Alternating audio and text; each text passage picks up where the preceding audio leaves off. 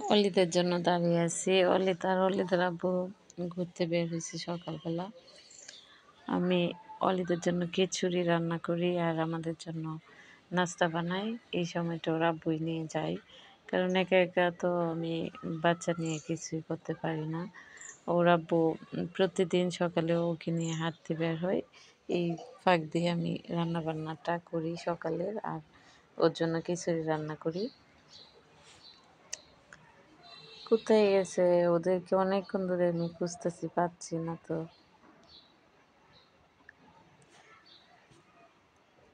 ওকে দেখি তো, বলে ওই যে অলিদ আছে সামনে, ও অলিদকে চেনে। প্রায় সময় ওই অলিদকে নিয়ে হাঁটতে গেলে ও মানে অলিদকে কোলে নিয়ে আদর করে।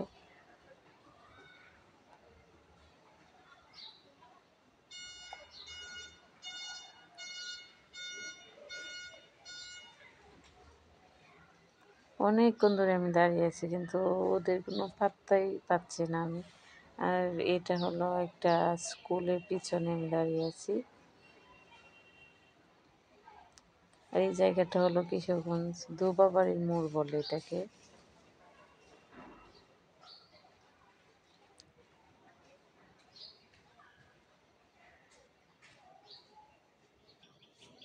অনেকক্ষণ ধরে আমি দাঁড়িয়ে আছি, আর ভালো লাগতেছে না।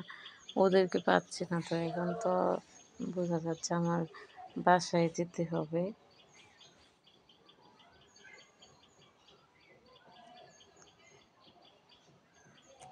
এইখানে রেল লাইনে তো বসে থাকে বেশিরভাগ সময় অলিদকে নিয়ে। প্রায় সময় আমি বাসা থেকে এসে দেখি যে বাপ্পাটা ওই রেল লাইনের পাশে বসে আছে। তাই আজকেও তাই ভাবলাম, কিন্তু এখন তো দেখি যে নাই।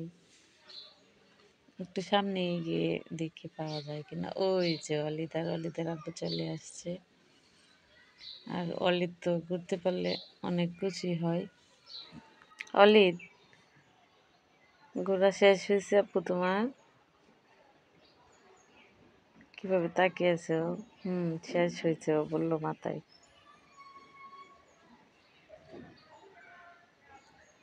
চলো বাসায় যাই।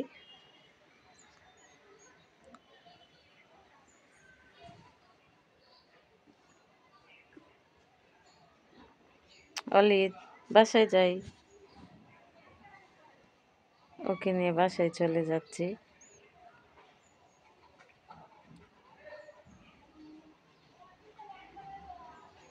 গেটটা লক করে দিলাম, কারণ এখন মানে এত চুরি হচ্ছে। তাই আমাদের বাসার মালিক বলল যে গেটটা সবসময় যেন লাগিয়ে রাখা হয়। আর ওকে গোসল করে তারপর ঘুম পাড়িয়ে দিলাম।